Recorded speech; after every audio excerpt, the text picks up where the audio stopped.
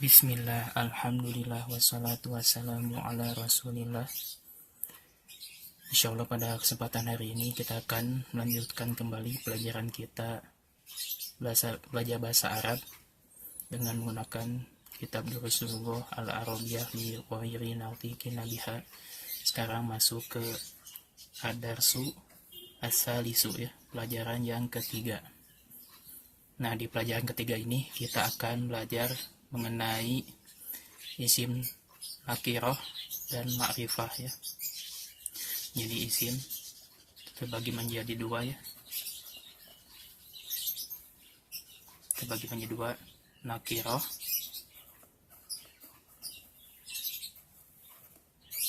dan ma'rifah.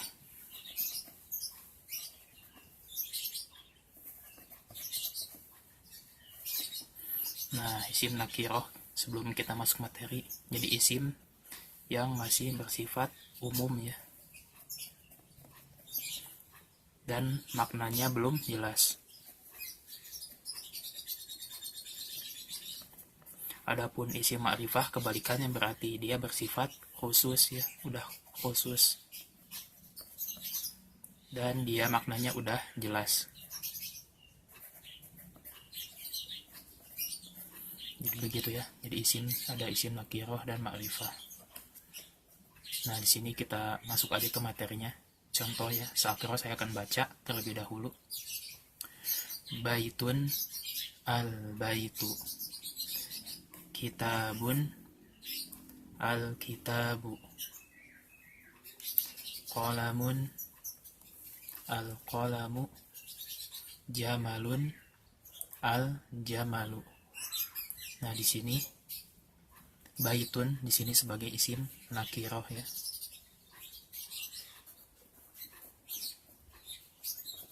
Dia tandanya tanwin, bisa in atau an.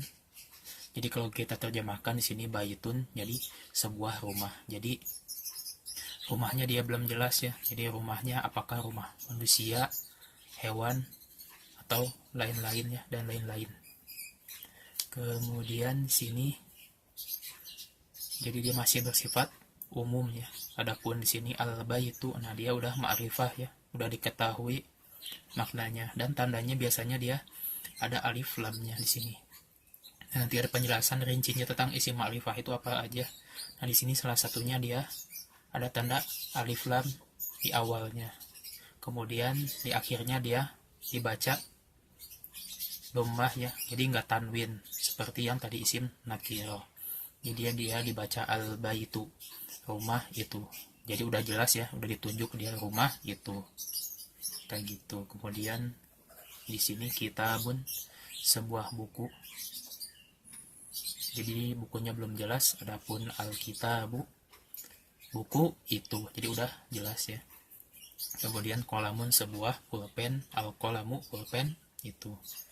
Jamalun, seekor unta, al-jamalu, unta itu.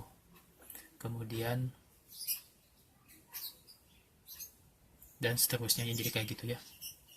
Kemudian kita masuk ke materi berikutnya.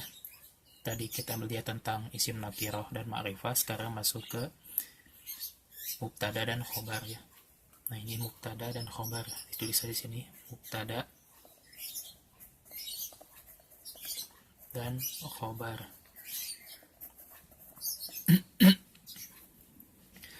Nah, mubtada definisinya adalah isim yang terletak di awal.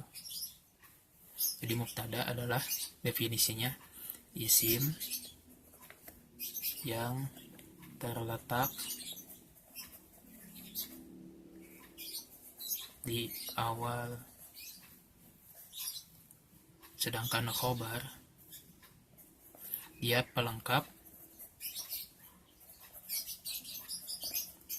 mubtada. Nah, kita masuk aja ke contohnya biar lebih jelas. Nah, ini contohnya al-qalamu maksurun. Nah, di sini al-qalamu di sini dia, kalau kita bahas yang tadi sebelumnya tentang isim ma'rifah dan nakiroh, al-qalamu ini masuk ke mana? Tentu masuk ke ma'rifah, ya. Ma'rifah. Nah, karena ada tanda alif lamnya di depannya. Nah, tadi kan kita lagi membahas mubtada dan khobar. Jadi mubtada definisinya adalah isim yang terletak di awal. Nah, ini al-qalam ini karena isim ya terletak di awal, jadi dia disebut dengan mubtada. Saya kasih tanda M ya, mubtada ininya. Jadi isim mubtada ini harus ma'rifah ya, ma'rifah. Jadi kalau kita terjemahkan al-qalamu, pena itu. Nah, kalau secara kita mendengarnya al-qalamu, pena itu. Nah, itu kan maksudnya dia belum jelas ya. Jadi dia si mubtada ini butuh khobar. Nah, ini khobarnya yang maksurun. Maksurun khobar. Jadi pelengkap dari mubtada. Kalau kita terjemahkan al-qalamu maksurun, pena itu patah. Jadi udah jelas ya maksudnya yang dimaksud gitu ya. Nah, ini tandanya dia di sini menggunakan marfu dengan domah ya. Dan dia tanwin. Al-qalamu maksurun. Dan dia juga isimnya di sini ya. Kayak gitu jadinya. Mubtada dia terletak di awal, jadi ada mubtada harus ada khobar. Kemudian di sini contoh berikutnya al-babu maftuhun. Al-babu di sini sebagai mubtada ya, karena dia isimnya terletak di awal dan dia ma'rifah, makanya nanti dibacanya marfu yang disebut gundul, dibacanya al-babu enggak al-baba, karena dia enggak ada dimasuki oleh amil ya, atau perubah akhir nanti. Makanya sini al-babu, pintu itu. Nah, ini pintu itu, jadi dia butuh pelengkap. Maftuhun, terbuka. Jadi pintu itu terbuka. Jadi ini maftuhun khobarnya. Nah, kayak gitu ya. Kemudian al-waladu jalisun, anak kecil itu duduk. Sama aja di sini. Al-waladu jalisun. Kemudian di sininya wal mudarisu wakifun, dan guru itu berdiri. Jadi al-waladu jalisun, anak kecil itu duduk. Wal mudarisu wakifun, dan anak kecil itu duduk. Nah, kayak gitu ya penjabaran tentang mubtada dan khobar. Jadi ingat, mubtada harus ma'rifah, kemudian khobar dia marfu ya, harus marfu. Jadi dia bisa nanti ya, bisa kalau mubtadanya mudzakkar, nanti si khobarnya juga mudzakkar, tergantung nanti konteksnya. Kalau ada jamak ghairu akil yang tidak berakal, nanti si khobarnya juga beda. Nah, ini baru yang isim mufradnya ya, jadi kata tunggalnya. Nah, di sini kita masuk ke contoh yang lainnya. Nah, di sini al-awwal pertama, al-kitabu jadidun wal qalamu qadimun. Buku itu baru dan pulpen itu lama. Kemudian yang kedua, asani al-himaru sogirun wal hisanu kabirun. Kuda itu kecil dan kuda itu besar ya. Kemudian asalis ketiga, al-kursiyu maksurun, kursi itu patah. Kemudian ar-rabi' al-mindilu wasihun. Yang keempat ya, sapu tangan itu kotor ya, wasihun kotor. Kemudian al-ma'u baridun. Nih, al-ma'u baridun, air itu dingin. Makanya nanti dia mubtada, dia harus marfu ya, jadi nggak boleh dibaca al-ma'un atau al-ma'i atau al-ma'a gitu ya. Jadi al-ma'u karena dia mubtada jawabannya, tidak ada yang merubah akhirnya ya. Jadi artinya al-ma'u baridun artinya air itu dingin. Kemudian as-sadis ke-6, al-qamaru jamilun. Nah, ini ya, rembulan itu indah. Kemudian as-sabi' ke-7, al-baitu qaribun wal masjidu ba'idun.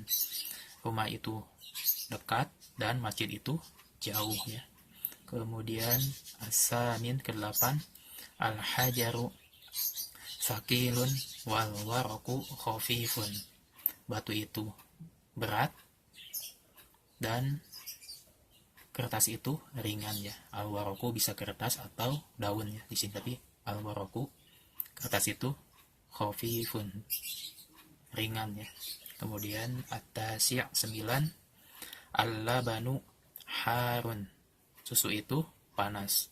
Kemudian al-ashir 10, al-qamisu nadhifun, kemeja itu bersih ya. Nah, mungkin cukup sekian untuk pembahasan di pelajaran yang ketiga ini. Insya Allah nanti dilanjut di pembahasan berikutnya, di latihan. Bismillah ta'ala. Assalamualaikum warahmatullahi wabarakatuh.